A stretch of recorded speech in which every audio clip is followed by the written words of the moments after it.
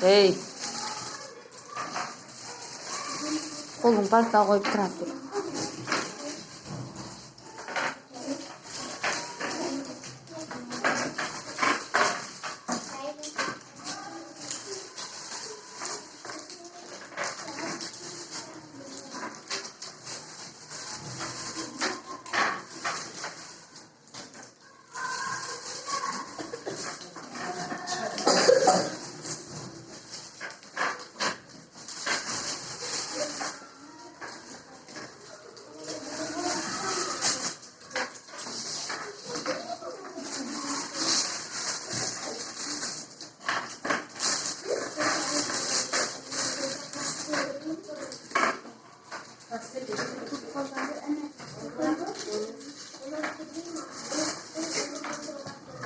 Ay sulkana sandalye koy.